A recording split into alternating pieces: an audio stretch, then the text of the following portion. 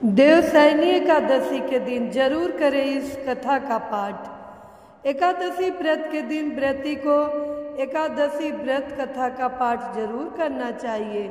ऐसा माना जाता है कि व्रत कथा का पाठ करने से भगवान विष्णु की कृपा से सभी मनोकामनाएं पूरी हो जाती हैं और मृत्यु के पश्चात मोक्ष की प्राप्ति होती है और समस्त पाप नष्ट हो जाते हैं। आषाढ़ माह के शुक्ल पक्ष की एकादशी को देवसैनी एकादशी के नाम से जाना जाता है। देवसैनी एकादशी से ही विष्णु जी 4 माह के लिए योग्य निद्रा में चले जाते हैं। इस दौरान मुंडन संस्कार, शादी विवाह, सगाई, गृह प्रवेश समेत सभी मांगलिक कार्यों पर रोक लग जाती है। इस साल 6 जुलाई को देवसैनी एकादशी मनाई जाएगी। यह विशेष दिन श्री हरि विष्णु और माँ लक्ष्मी की पूजा के लिए शुभ माना गया है। एकादशी व्रत के दिन व्रती को एकादशी व्रत कथा का पाठ जरूर करना चाहिए।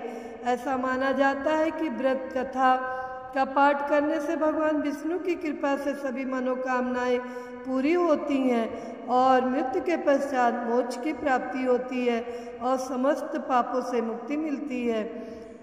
आइए देवसैनी एकादशी व्रत कथा का श्रवण करते हैं। देवसैनी एकादशी व्रत कथा का वर्णन खुद भगवान श्री कृष्ण ने किया है। शास्त्रों के अनुसार भगवान श्री कृष्ण ने इस वृत्तांत को धर्मराज युधिष्ठिर को सुनाया था। पौराणिक कथाओं के अनुसार सतयुग में मांधाता नामक एक चक्रवर्ती राजा राज करते थे।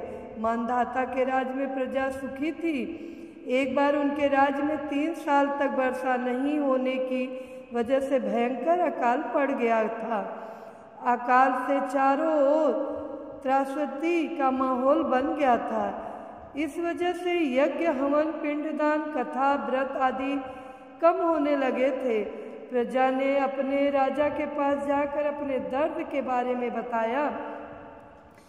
राजा इस अकाल से चिंतित थे। उन्हें लगता था कि उनसे आखिर ऐसा कौन सा पाप हो गया है जिसकी सजा इतने कठोर रूप में मिल रहा है। इस संकट से मुक्ति पाने के उद्देश्य राजा सेना को लेकर जंगल की ओर चल दिए।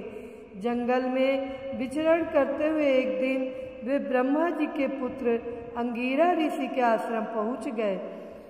ऋषिवर ने राजा का कुशल क्षेम और जंगल में आने का कारण पूछा। राजा ने हाथ जोड़कर कहा कि मैं पूरी निष्ठा से धर्म का पालन करता हूँ, फिर भी मेरे राज्य की ऐसी हालत क्यों है? कृपया इसका समाधान करें। राजा की बात सुनकर महर्षि अंगिरा ने कहा कि यह सतयुग है। इस युग में छोटे से पाप का भी बड़ा भयंकर दंड मिलता है। महर्षि अंगिरा ने राजा मांधाता को आषाढ़ माह के शुक्ल पक्ष की एकादशी का व्रत करने के लिए कहा। महर्षि ने कहा कि इस व्रत के प्रभाव से अवश्य वर्षा होगी। महर्षि अंगिरा के निर्देश के बाद राजा अपने राज्य की राजधानी लौट आए। उन्होंने चारों बड़ों सहित पदा एकादशी का विधि पूर्वक व्रत किया, जिसके बाद राज्य में मूसलधार वर्षा शुरू हुई। ब्रह्म वैवर्त पुराण में देवसैनी एकादशी के विशेष महत्व का वर्णन किया गया है। मान्यता है कि देवसैनी एकादशी के व्रत से भक्त की समस्त मनोकामनाएं पूरी होती हैं। तो प्रेम से बोलिए श्री हरि विष्णु भगवान की जय। देवसैनी एकादशी की जय।